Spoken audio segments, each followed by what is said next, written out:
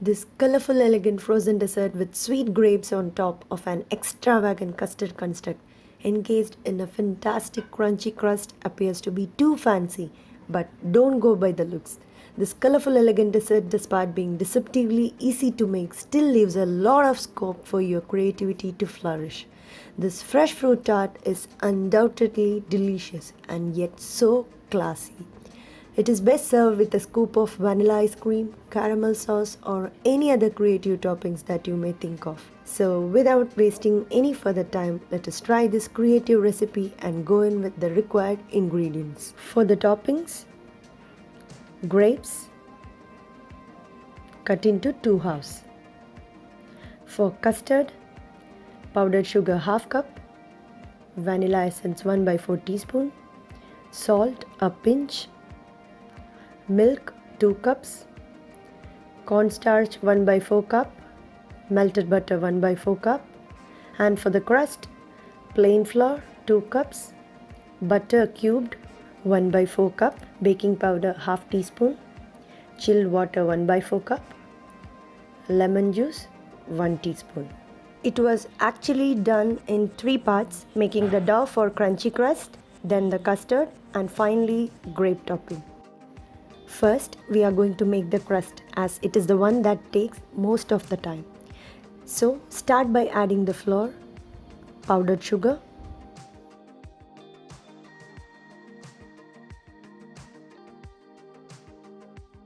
baking powder, a pinch of salt, and finally do not forget to add the lemon juice also.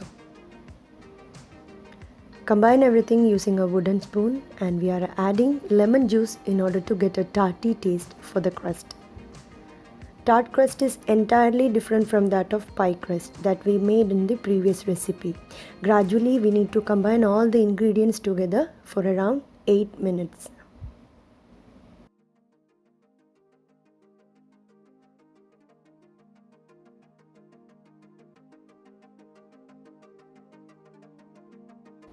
Finally, add the cubed butter and repeat until you get a crumble consistency.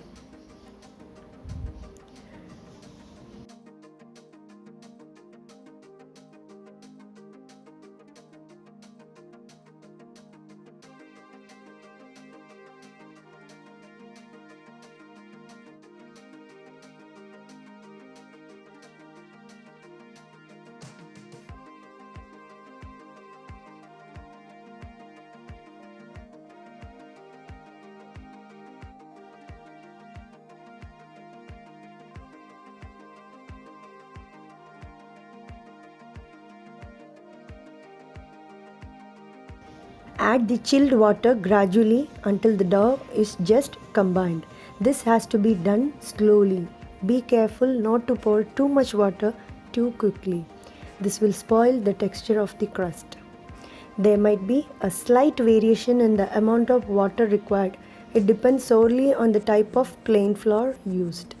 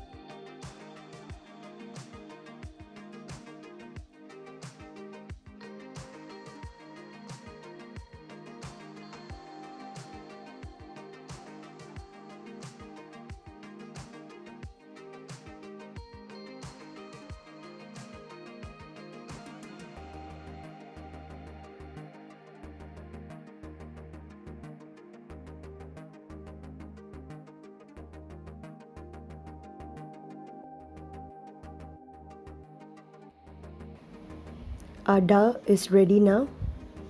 We need to wrap it tightly in a cling wrap and let it chill for an hour in the refrigerator. Meanwhile, let us prepare the custard. Making the custard is a delicate process. It can actually make or break the dessert. So you need to be very careful, as it needs to be flaky yet smooth. So the coagulation has to be attained gradually. Into a pan, add sugar, Remember to reduce the heat to a low. You require more patience for making this, but needless to say, it is worth the wait. Add a pinch of salt and vanilla essence. Stir gently.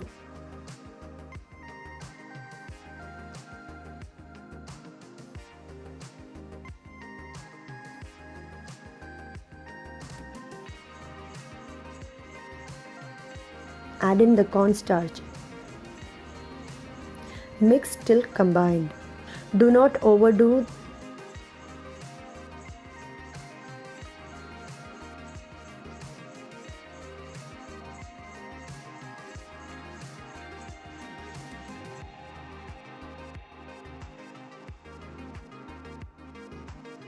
Add milk to this. I have used milk with full fat and I recommend the same. While stirring, make sure you do it in only one direction. After close to 8 minutes, the mixture seems to have started to thicken and it leaves the sides of the pan, which is an indication of the same. It looks thick and creamy now and smells out of this world.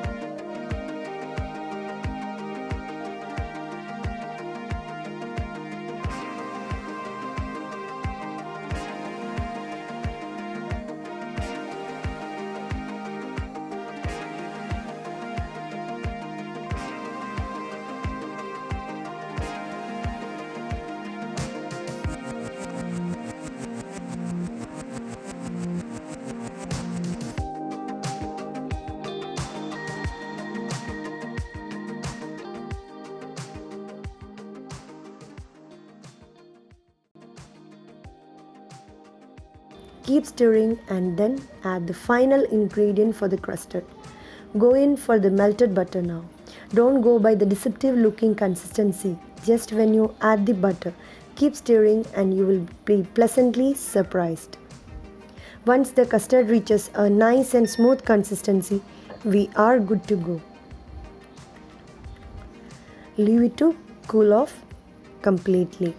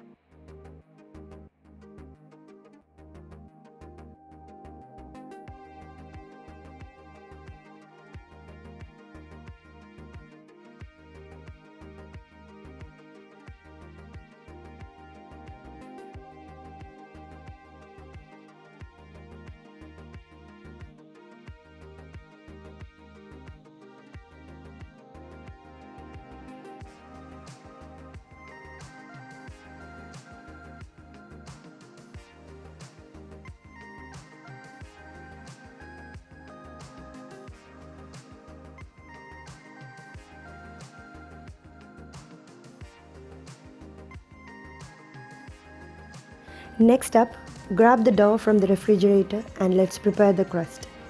Lightly dust the rolling surface and pin with the flour and roll the chilled dough into a 15-inch round, around half a centimeter thick. Lift and turn the dough several times as you roll, and you may dust the dough with flour to prevent it from sticking on the rolling surface.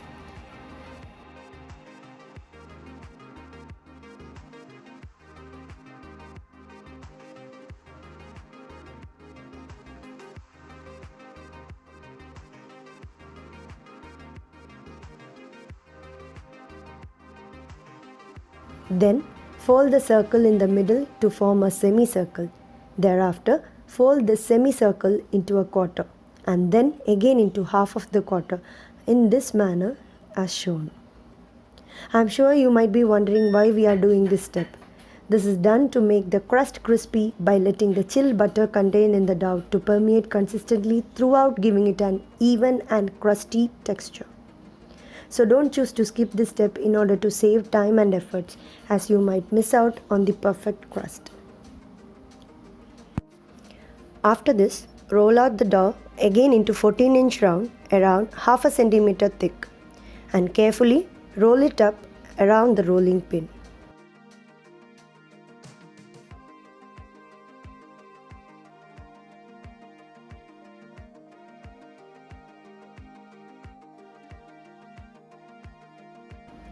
I have used a 9-inch tartan for this. Unroll the rolled dough gently onto the tartan and fit it into the pan nicely and fix the edges.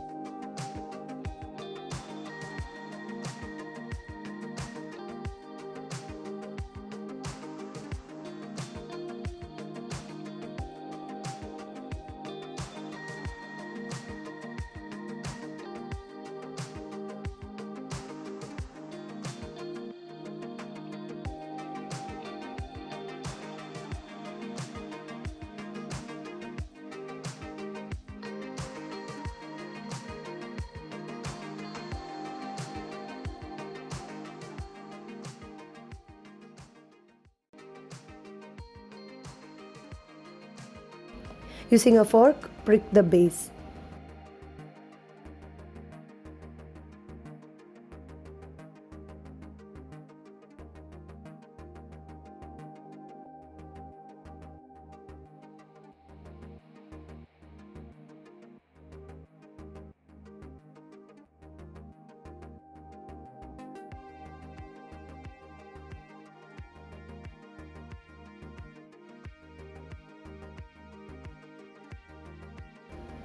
Blind bake the crust at 200 degrees Celsius for 40 minutes or until golden brown or when it begins to pull away from the sides of the pan.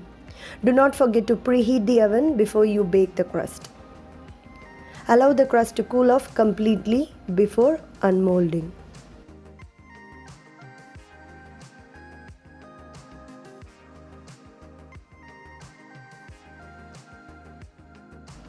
Grab the prepared custard and place it onto the crust gently and spread evenly using a spoon.